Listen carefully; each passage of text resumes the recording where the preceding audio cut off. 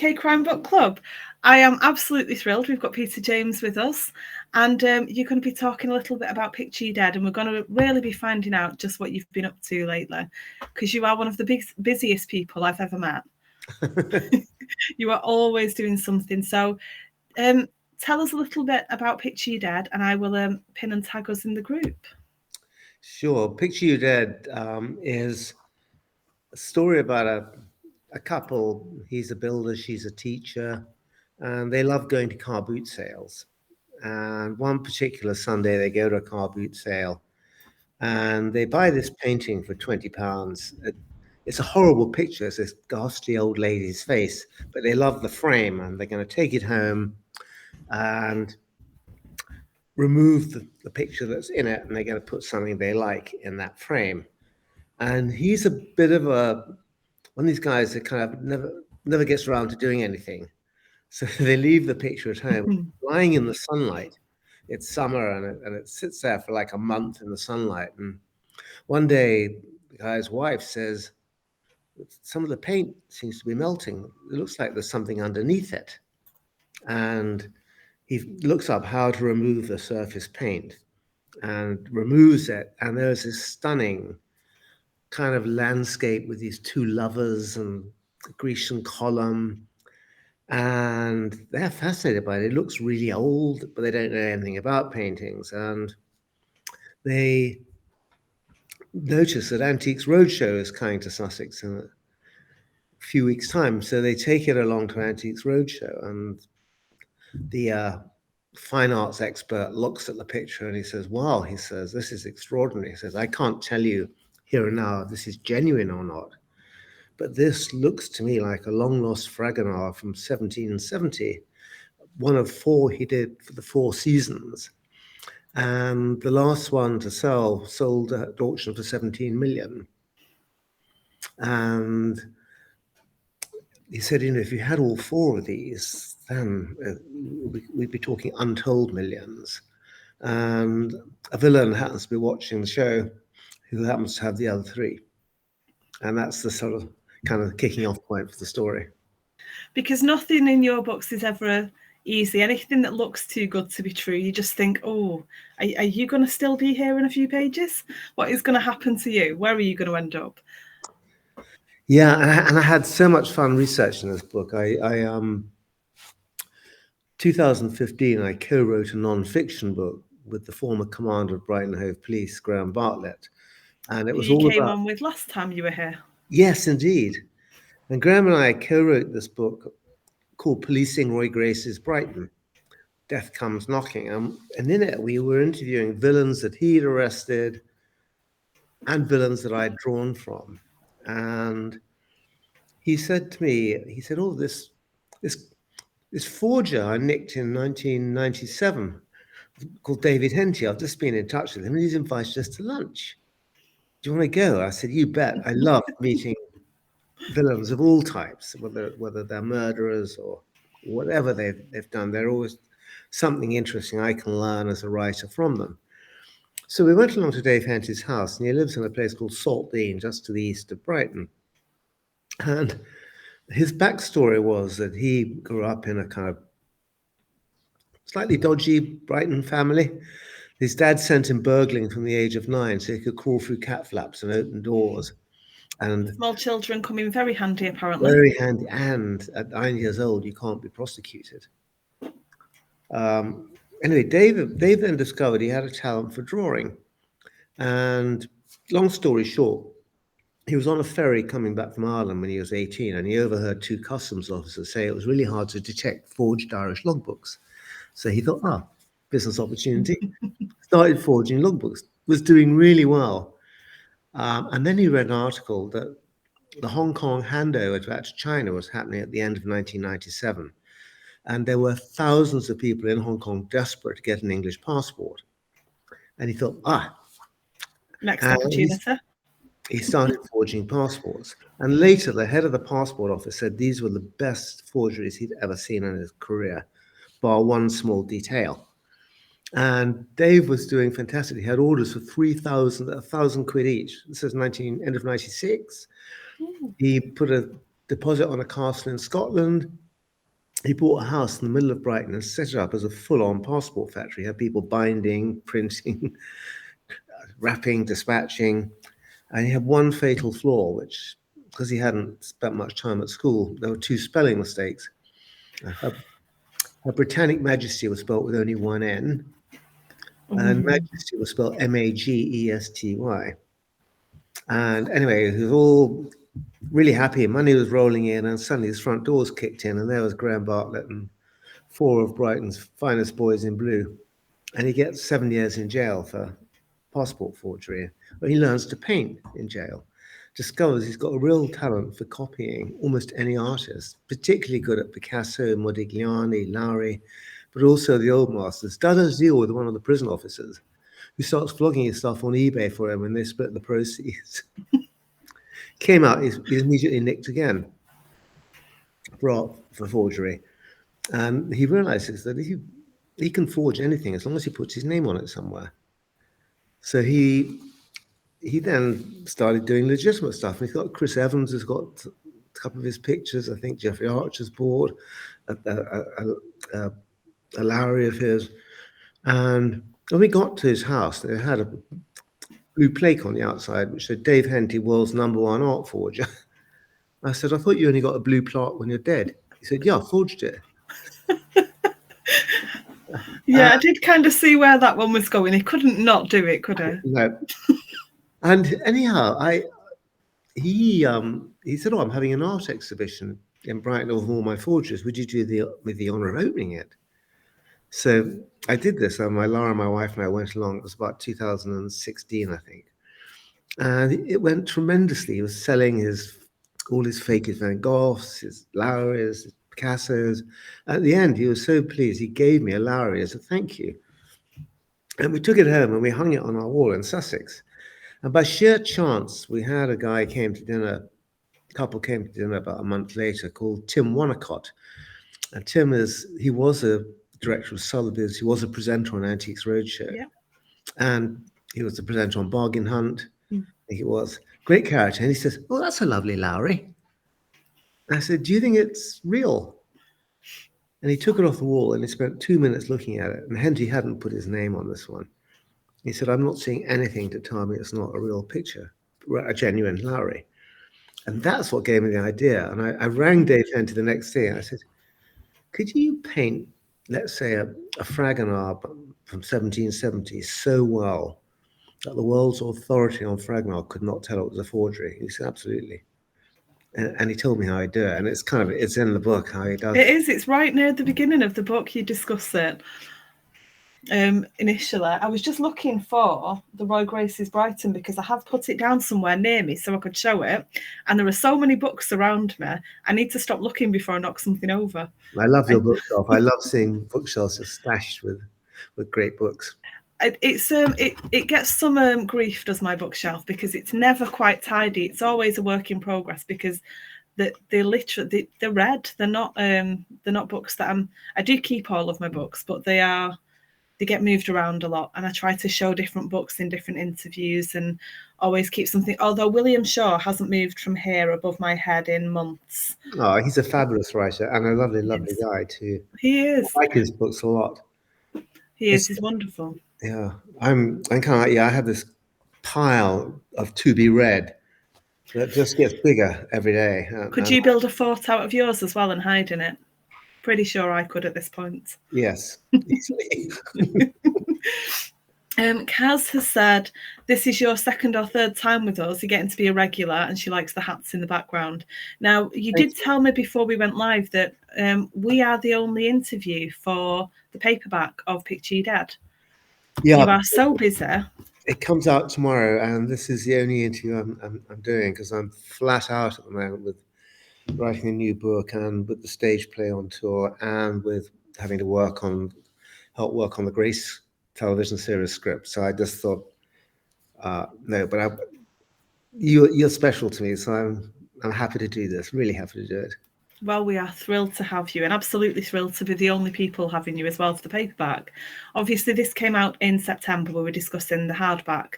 So there's roughly a 6-month difference after the hardback before the paperback comes out? Yeah, when I was first published, many years ago, back in the 80s, it would be a full year, had always, which is annoying because you sell far more paperbacks than hardbacks, but they wanted that year to milk every last sale, and the libraries that tended to buy the hardbacks. It has all kind of changed now.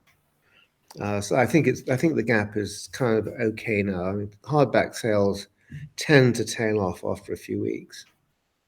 I was actually talking to my husband yesterday about Perfect People. It was the first book of yours that I read. I absolutely loved it. I was blown away by it because I'd read different things. For anyone who hasn't watched it, I'd read different things in the news about designer babies and different things. And you really went to town on this book. The shock and awe and the possibilities and the things that do happen. You predicted a future that is possible, things that are happening now. Thank you. It's actually one of my absolute favorite books that I've written. And the whole starting point for Perfect People was because before I wrote full time, I was also making film and television. And we had an office in Los Angeles back then. And this was like end of 1999. And I was at a party in LA. And my book host had recently made into a very bad miniseries by ABC Television. It was a 4-parter. But and the host was, I don't know if you've read it, but it's about a computer scientist who wanted to live forever by downloading his brain into a computer, having his body frozen. Anyway, this guy said, I saw that miniseries that you wrote.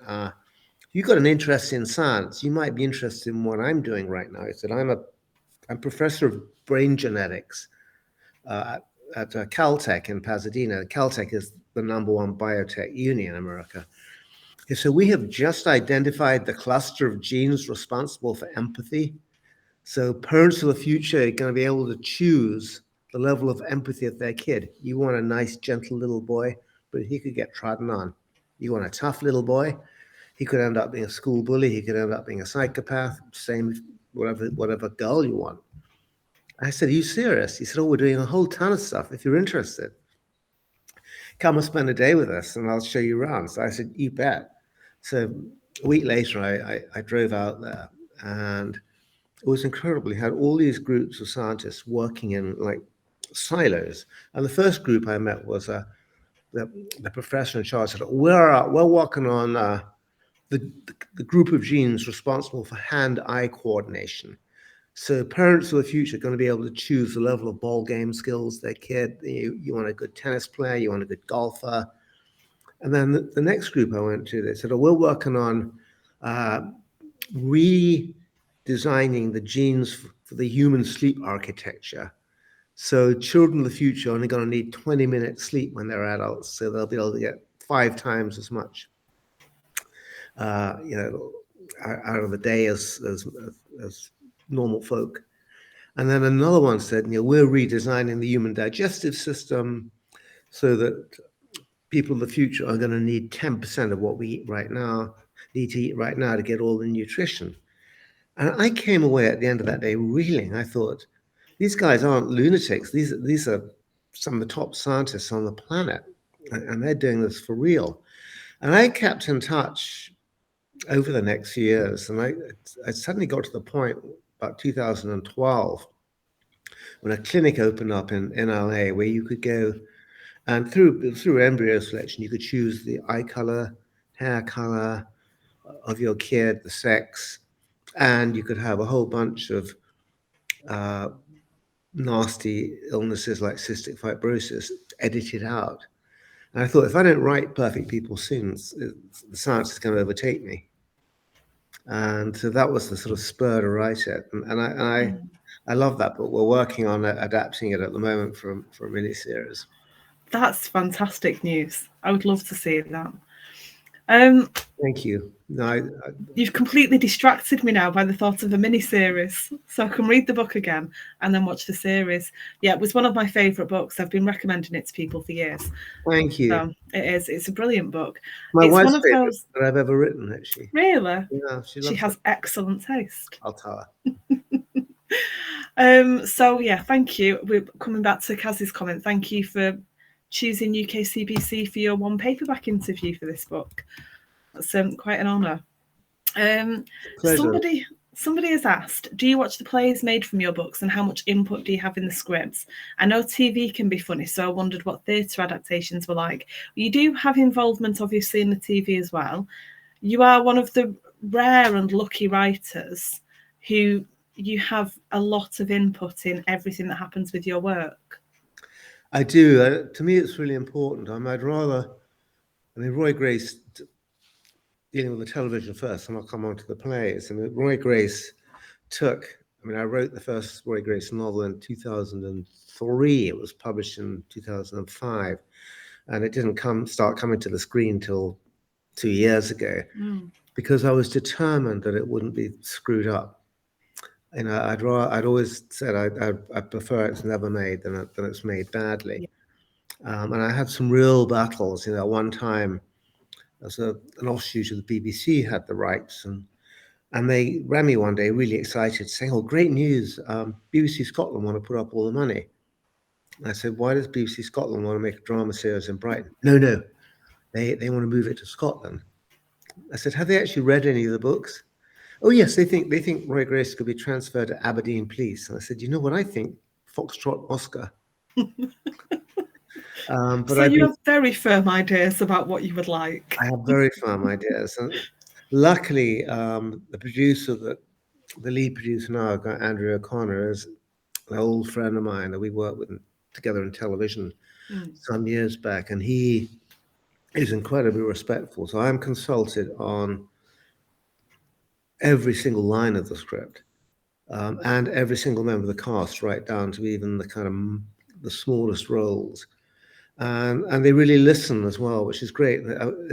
ITV are really nice. I'm finding them really nice people to work with. I just could not be happier the way that it's going, the way it's being received as well.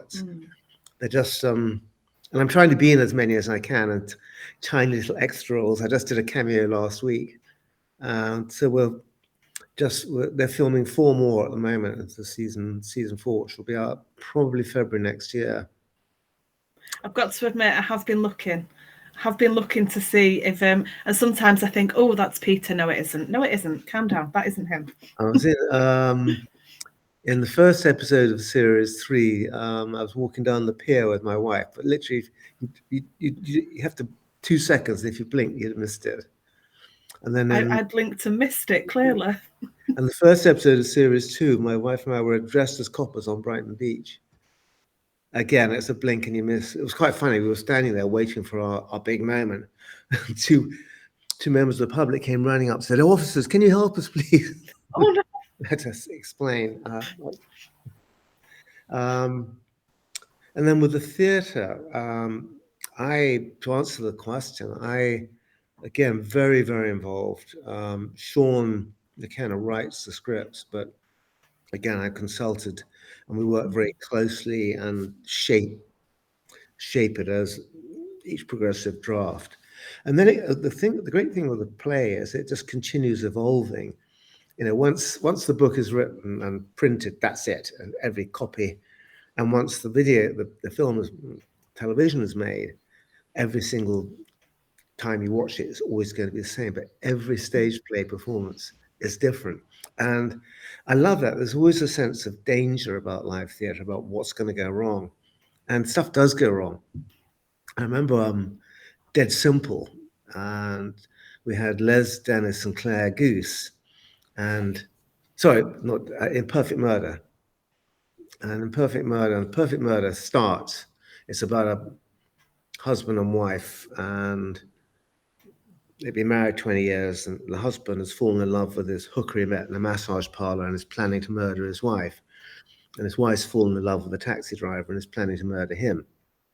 And the play starts, it's Les Dennis, and he's in bed with this hooker in her little sort of parlor. And he says, "My wife doesn't understand me." And somebody in the audience shouted out, very helpful, "Neither does mine, Les."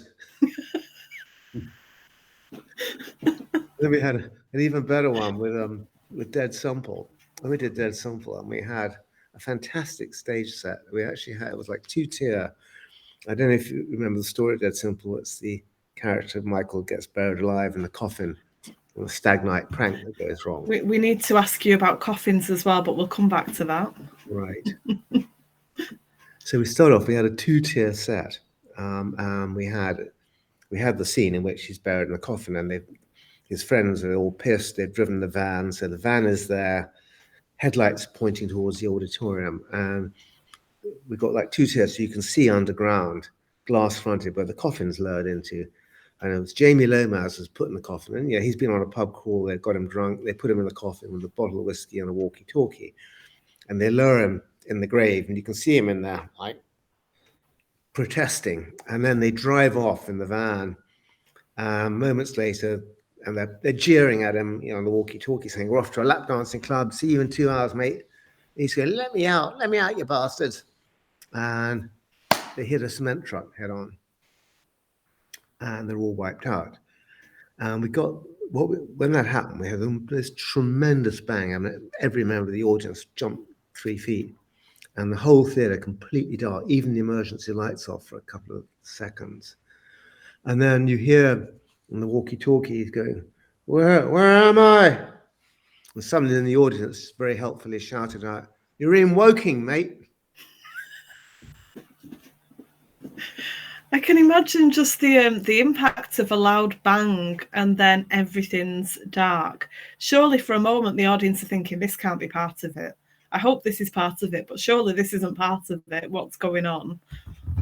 I think the great thing in live theatre is when you've got that audience, I mean, obviously you get it in some way. Obviously, you don't get it in television when you're sitting at home, maybe with just a couple of people. But when you're in a theatre and there's 500, 600, 1,000 people in there, all sharing that same experience, that same moment, I love the atmosphere of a live theatre. And I've got Wish You Were Dead is on tour at the moment. It's touring all over England. I think it's coming up to Salford quite soon. Salford Keys.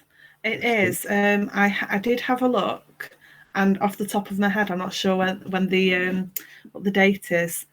Got a great cast, and it's kind of it's scary, but it's also black comedy, and it's the whole story came about when Laura and I, my wife and I, in 2018, we were driving back from the south of France, and we stopped at this hotel for the night, and we genuinely both thought we were going to be murdered. It was the scariest place ever. It was done a mile down a remote cart track. This vast chateau in complete disrepair. And you kind of walk in, there's suits of armor. There were animal heads all around, full-on moose on a staircase. And the only people in it were this couple that owned it. And he was like this weird guy in his like sort of late 70s. And she was this little sort of nervy little dormouse. And they played this choral music, like so just loud. To add to the atmosphere. And that what gave me an idea. So it's Roy Grace goes with Cleo and for a nice, relaxing holiday in this what seems like a glorious French chateau from what they've seen on TripAdvisor, and it turns out to be the holiday from hell. Just nothing gets wasted for you, does it? Every experience you can use in some way. It's true, and also people. I collect people in a sort of not a macabre way, but I sort of almost I'll meet somebody and I think you'll be a great character in a future book. Yeah, you must have a list as long as your arm of people that you're waiting to put them in somewhere. I do have a sign in my office. Careful, you'll end up in my novel. It's backwards on my screen, but somehow I can read backwards and upside down better than right way around and right way up. Years of working in a primary school and looking at writing. You said about how much time you spend with obviously the other writers, and you oversee things and check that it's all up to the standard that you want your work to be. You also have spent, and do you still spend a lot of time with the police? Yeah, I still go out with them really regularly because I think the police. I think it's really important to be accurate. Apart from anything else, I got a huge number of readers, fans in the police. And there's 250,000 people working in the police services in the UK. But also, I think that readers can tell very quickly if you know what you're writing about or you don't. Yeah. That authenticity, it comes through or it doesn't. And one of the things about the police that I mean, I've been going out with the police now, I've just worked it out, for nearly 40 years. And they change I was just constantly, going to say, you must see so many changes. massively. I mean, I've got in my office one of the early Motorola radios, which hadn't been in that long when I first started going out. I mean, before that, they had whistles. And when I first started, if they arrested somebody, even if it was somebody nicking £20 worth of toothpaste from Boots, they'd spend the next 3 hours booking him in, and they'd sign their name 37 times. You know, the kind of sheer bureaucracy of what the police used to have to do. But I find their world fascinating, and it's constantly changing. It changes. If I haven't been out on a response call for 6 months, there's something way of operations changed yet again. And I always find it fascinating. And I mean, they tell me stories, they'll give me ideas for books. And then some of the characters, I remember I was out just before COVID, I was out with the Violent Crime Task Force in London. Because I try, although most of the time I go out with Sussex Police, I do try and spend time with other police forces as well. And I was out, the Violent Crime Task Force was set up to try to combat the appalling knife crime epidemic in London. Yeah. It was 2:00 in the afternoon, and there was this kind of 14-year-old boy looking well dodgy on a street corner. And so they stopped and got out and searched him. And he had a whole ton of Class A drugs on him. And the police officer looked at him and said, "You're 14, shouldn't you be in school?" And he just looked the copper back in the eye and he said, "I earned £100,000 last year. That's 4 times what you earned." No good, though, if he's forging something that he can't spell. It's very true. But that's frightening. I suppose with working with going out and traveling around with different forces, you're going to see different crimes, different types of crime, different types of criminal.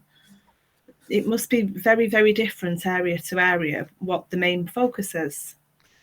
Very much so, yeah. I mean, I think, Manchester is a city that has big knife crime. Brighton doesn't have gun crime, touch wood, pretty much at all. It's very, very rare. Knife crime's coming in a bit more, but Brighton is much more a drug. And of course, Brighton's started as antiques. And I always joke that if you were a villain and you wanted to design your perfect criminal environment, you design Brighton, because it's got everything a criminal wants. You've got all the escape routes, which is the most important, number one priority. You've got 25 minutes to Gatwick Airport, fast train to London, big motorway network, all the channel ports and Eurotunnel very close by. A major seaport on both sides, brilliant for people smuggling, bringing in drugs, great for exporting stolen goods, money, vehicles. 2 universities, massive diverse community, a big party town, so a huge recreational drugs market, and the largest number of antique shops in the UK. And when you're looking at tourists coming from all over the country and the world as well, the ever-changing nightlife with the seasons, you've got a constantly evolving page in front of you. Yeah, absolutely. It's just a fantastic, they call it nighttime economy. It's a sort of polite way of sort of drug dealing. But also, I mean, I remember in 1993, the Independent newspaper had a front page splash saying, "If you're ever burgled, head straight for Brighton's lanes and look in the antique shops." So, and luckily for me as a crime writer, Brighton's never hardly been written. There's a lot Mm. more now, like people like Graham Bartlett, and there's a whole ton of really good writers now using Brighton.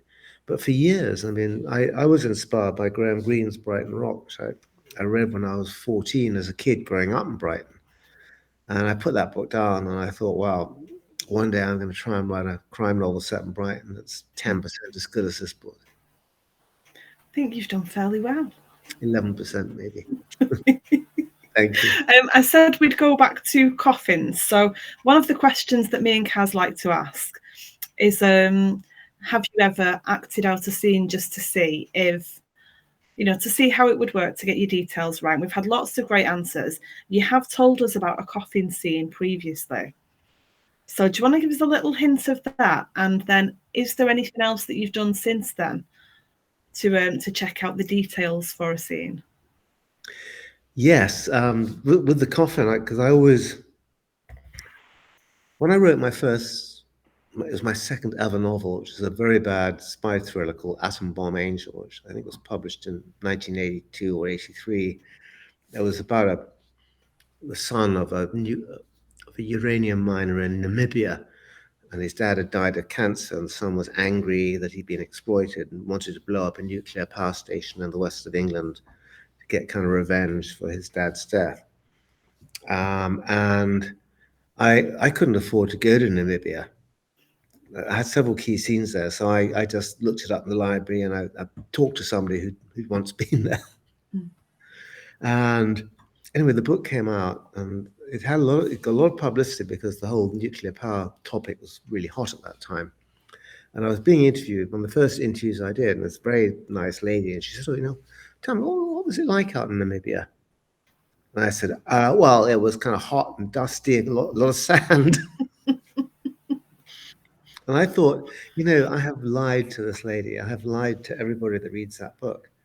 And I vowed from that point onwards, I would never write anything that I hadn't been or hadn't experienced, unless it was completely impossible. So when I was Dead Simple, and Michael Harrison in the novel spends much of the book inside a coffin, buried underground, I thought I need to understand what it really feels like. And there was a firm of undertakers that my ex-wife was a lawyer. She did a lot of probate work, so she knew most of the undertakers in the area. So this firm, family firm, I said, would you let me put me in a coffin, screw the lid down, and leave me for 30 minutes? And they said, seriously? I said, they said, fine. So I made an appointment, and I spoke to a coroner. And I said, if you're in a coffin, how much air do you have? How long would you be able to breathe for? And he said to me, well, if it's well made and you breathe normally, you've probably got 3 hours, 3 to 4 hours. If you hyperventilate and panic, you can knock that down to 45 minutes. So I arrive at this undertaker, and the only person there is this, I would say, great granddad. He looks about 90 and frail. He said, oh, yes, they're all out at funerals and collecting bodies. He said, you really want to be put in a coffin? I said, I do. Yeah, it's not easy to actually get in. He had to sort of help me in. And I don't know why. I'd imagined it was wider than it was. I thought being in a coffin was a bit like lying on the floor of a lift or something like that. But you're completely hemmed in. And he said, you really want me to put the lid on? And I said, yeah. I am very claustrophobic. I don't even like to sit in the back of a two-door car. This whole conversation is making my chest constrict. He said, you want me to put the lid on and screw it down? And I said, yeah, I want to feel what it really feels like to be trapped. So I puts the lid on, and of course it goes completely dark. And then I hear the screws going, and my first thought is, what if there's a spider in here with me? And then I thought, what if he drops dead and nobody comes back? I was in complete and utter panic for 30 minutes. It was honestly, I would say, the worst 30 minutes of my life in many ways. That might be the worst one we've ever had of things I would never want to repeat. No. I've got another Especially one. being claustrophobic as you are. Yeah, there's another one, and you can see this on YouTube. If you Google author in Shoreham Harbour, I SHO. may have seen this one. What happened was, I'll give the background was, I think it was 2009 or 2011. Jeffrey Deaver was bringing out his new Bond book. Well, he was doing the Bond book that year, and it was the same day that my latest novel was coming out, Dead Man's Grip. Mm. And I thought, this is a bugger, because it's a big gun to be up against to get to that #1 slot. So I phoned my publishers and I said, I've got an idea. Can we do a stunt that will outbond Bond? And they said, what do you have in mind? I said, well, Dead Man's Grip, the title of the novel comes from, I was with the police dive team, and they were telling me that they'd pulled a teenager out, who skidded off frozen river, off the road into a frozen river, and they couldn't get his hands off the steering wheel. Rigor mortis had clamped. They said he had Dead Man's Grip. And that's what gave him the title. And then That's a great reason for the title. Yeah, it's one of the best clicks that ever came. And in the novel, and in the television, it was on television in the last series. In the novel, a villain goes missing, and the police pull this white van out of Shoreham Harbour, and there's this figure in it with his hands dead. Obviously, he's been gripping the steering wheel, and they assume he's got Dead Man's Grip, and then they realize his hands are super glued to the wheel. And he was pushed in and dispatched. So they said, what do you have in mind? I said, we have the launch party on the wharf, and in front of 500 people, the van is hauled out the water, put on the quayside, and there's this figure slumped over the wheel. They lift this figure out, lay him on the ground, and they then unzip a dry suit, and I step out in a tuxedo. I mean, it's genius. You are slightly bonkers, Peter, but it is genius. My publishers, at that point, my agent thought I was completely.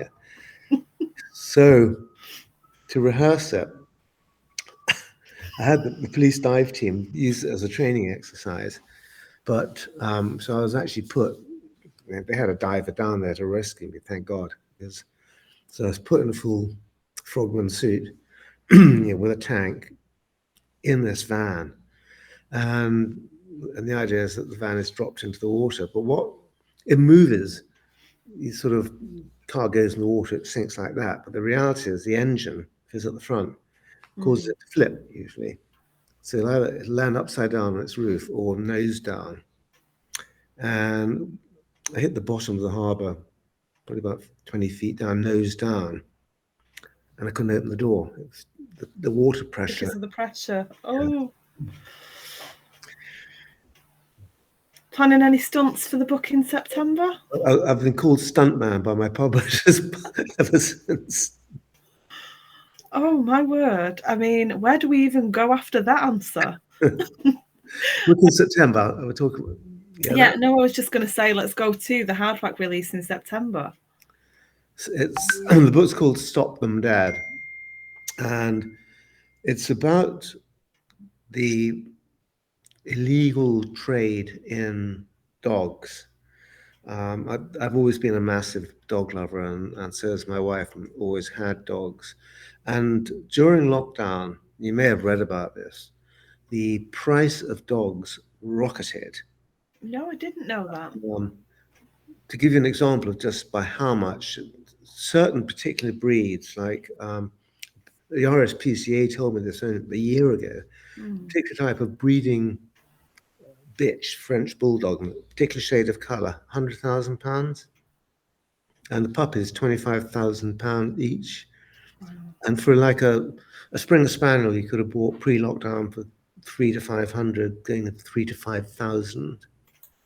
As a result of that, it's massive trade in dogs both in stealing dogs, mugging people literally in parks and stealing them. I did actually, yeah, I did hear about the muggings, the instances of that going up a lot. Then illegally breeding them and smuggling them in from Europe without any vaccination certificates. And the organized crime gangs are now making more money generally across England out of dogs than drugs. And if they get caught, it's a 6-month sentence instead of 10 to 15 years. So it's become, and the business has stayed huge, even though lockdown's now well over. And so the Stop 'em Dead it's actually got 3 strands to it. One of them is actually Roy Grace, his wife, wanting a new puppy. One of them is a 7-year-old girl. And one is about a guy who works for a crime gang, literally stealing dogs in parks. And it's a thriller in the normal kind of Roy Grace way. But sort of, again, I always try to write a subject that interests me to learn more about, and just astonishing the scope, the lengths people will go to. And I hope the book will also act as a little bit of a kind of warning to anybody looking for a puppy about the pitfalls. And one of the big pitfalls that happens is that people are advertising puppies on places like Facebook, on eBay, on all social media, and with a nice address. And you and your husband think, well, we need it. We want to get a dog. You go to this nice house, and you see the puppies, and you think, oh, these must be nice people. It's a lovely house, got a lovely garden. You buy the dog. What you don't know is it's an Airbnb that they've rented for 3 days. I mean, surely people must be learning. If they're going to read books like yours, not everybody with money is nice. No. There are more things to look at than the nice house. Surely we should all be wising up to this by now.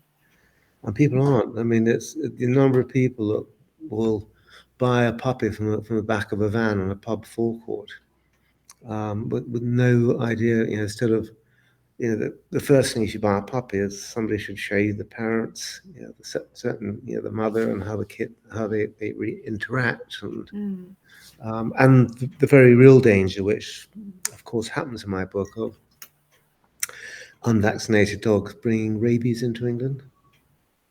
Of course, yeah. And I learned something about rabies. It is, we haven't had a case of rabies in England since 1920. Might do in a Peter James novel coming up, but I talked to a doctor in America. Only one person, as far as we know, in the history of medicine, has ever cured somebody who was bitten by a rabid dog and wasn't vaccinated. And it was this guy in Wisconsin. When I was researching, I came across this girl, because what rabies does, it is really frightening. And if you're bitten by this girl, for instance, was bitten by a rabid bat that she's trying to rescue. It was in her church, and she's trying to help it out. But if you're bitten by something rabid, you have no symptoms for a while. You might get a slight tingling sensation. Let's say you're bitten in the hand. You'll get a faint tingling sensation over the next week or two as it moves like your arm. Then it populates your brain. And then once it's populated your brain, without you knowing it at all, it then starts to attack all your internal organs. First thing it does is it taunts you. It makes you unable to swallow by attacking those throat muscles, but it makes you ragingly thirsty. And then it starts shutting down all your other internal organs. And literally the last thing it does before it kills you is it makes you desperate to bite someone and pass it on. This doctor and there's a lot about it in the book. This doctor I spoke to in Wisconsin, who's in the book as himself, said to me that he said, "I'm not a religious guy," he said, "but to me, if you had to say that evil was an entity, it's the rabies virus. He said it's got an intelligence. It is utterly evil. It exists for no reason whatsoever other than to destroy things. Absolutely terrifying. The biting, wanting to bite somebody being the last thing that you want to do, that surprised me. Yeah, it's horrific. And if you, part of my research, it's interesting because nobody in England, I mean, there was one case in Scotland, 2002, somebody was also bitten by a bat and they died. Doctors have no experience of it. But I was looking at hospital in Colombia, India, Pakistan, it's rife. And it's horrific. You see people in their last few days of life literally held down by leather restraints in their hospital beds, like sort of something out of Hannibal Lecter to stop them being able to bite anybody. Well, that's absolutely one of the most disturbing things I've ever found out in an interview. Sorry about that. No, it's all fascinating. It's a shame it's real. Yeah. But it's fascinating. But you must find out lots of things that are fascinating that you wish weren't real. Yes, and I'm always fascinated by the kind of human mind and what the difference between somebody who can kill and happily get away with it and you and I trust everyone else watching is, and I think that that's what really intrigues me. On occasions when I've met proper killers, I'm thinking, what is it? I met there's a guy, in fact, it's in the book Graham and I wrote, a guy called Paul Teed, who in 1986 decided he'd move his inheritance forward by bludgeoning to death his father, stepmother, 14-year-old brother, and the family dog that got in the way as well. And almost got away with it. I mean, so nearly got away with it. And he got 23 years in jail, came out, then got put away again for growing hashish. And Graham and I went up, we met him in a pub in New York. This is about 2016. And perfect ordinary guy. Nothing special about him, except he's been in jail since he was like, now in his kind of mid-50s, a sort of short little sort of. What really horrified me about him was, and I'm going to be a bit gross here. That's okay, we can take it. I said to him, so you did 23 years in jail. I said, what was it like?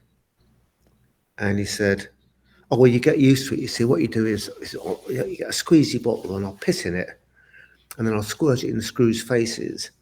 And then the other thing I do is when I take a shit, I'll put some on my hands and I'll put it on the outside of my cell door. So when the screw opens the door, he gets my shit in his hands.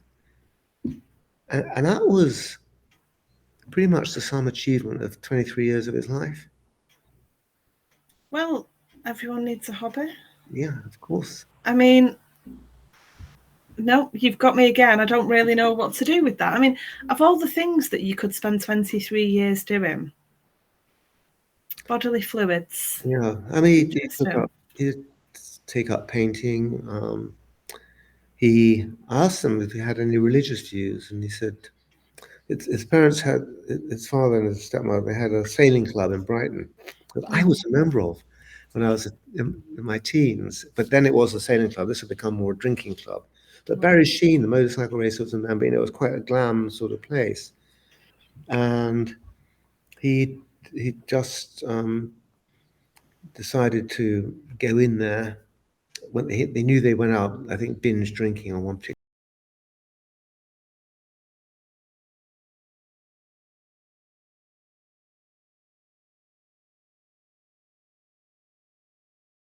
the place anyway, because he used to go down there a lot. So he felt he'd be sort of unable to be caught.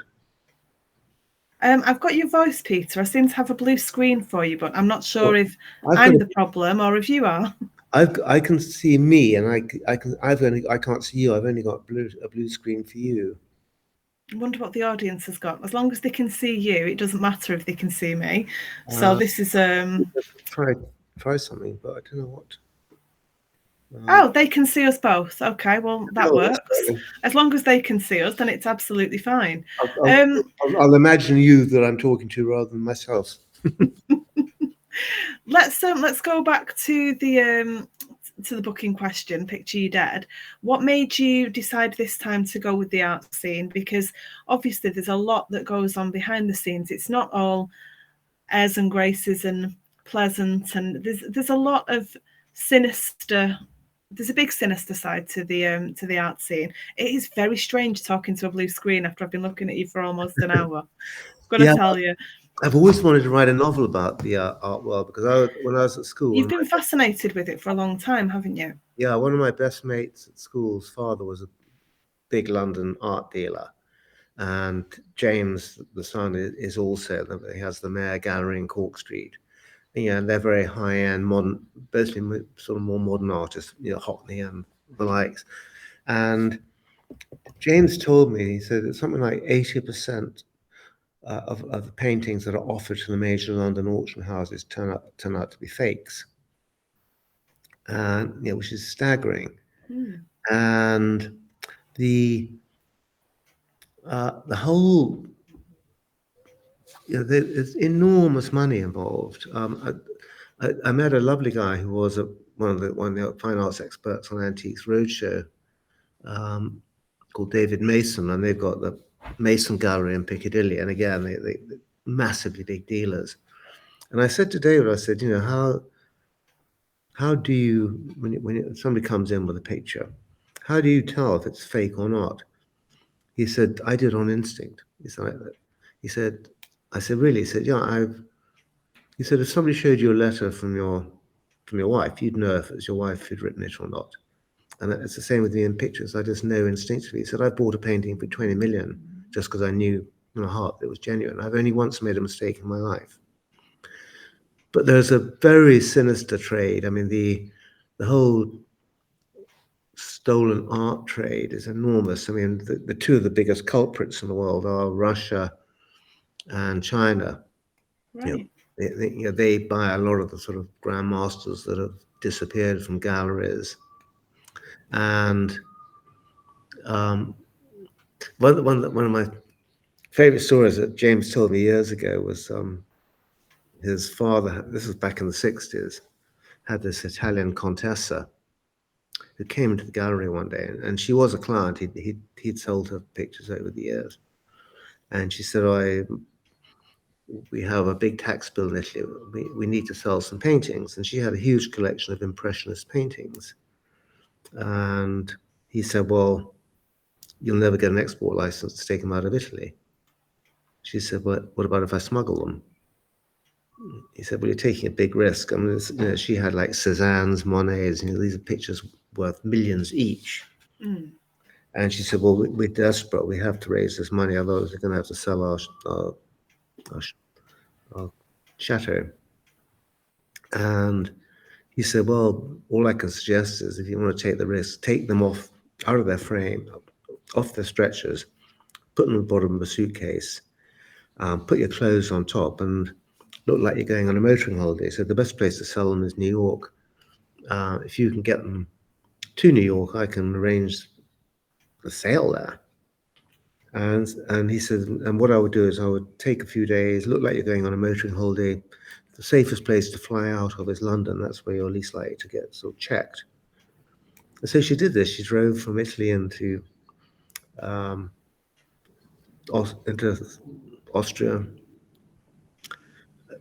No problem at all. She drove through till about 4 o'clock in the morning. Then next night she went from Austria through to Switzerland, and then she went to France, and she arrived in Dover at 4 o'clock in the morning on a ferry. This very bleary-eyed customs guy pulled her over and said, can you open the boot of the car, please?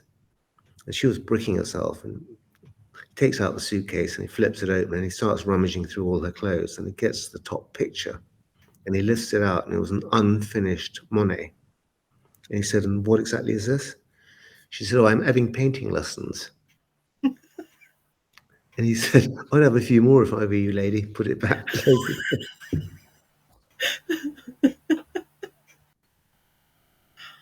Imagine she must have been exhausted, all that driving, so many countries. Yeah. And the money's insulted. Yeah. I don't know. Apparently, people can see both of us and hear both of us, so we just can't see each other.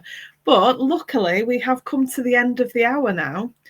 I think it would have been quite unusual to sit and talk to a blue screen for an hour. Would you like to give everybody a reminder of the paperback, which is out tomorrow? Sure. Picture You Dead, which is the book about the skullduggery of the art world, is out tomorrow. It's out in paperback, and of course on all the other kind of Audible platforms and Kindle. And then my new hardback, Stop Them Dead, will be out on September the 28th. And Wish You Were Dead, the stage play, is on tour around England at the moment. And if you want to see the play dates, if you just go on my website, which is www.peterjames.com, go to Wish You Were Dead, you'll be able to see all the upcoming play dates. And I do go and see it from time to time in different theatres, so maybe I'll bump into you. Somebody said that was very interesting. Peter knows some very interesting people. I do think we could easily have sat here for I was just going to say the same, Donna. We could easily have watched you for another hour.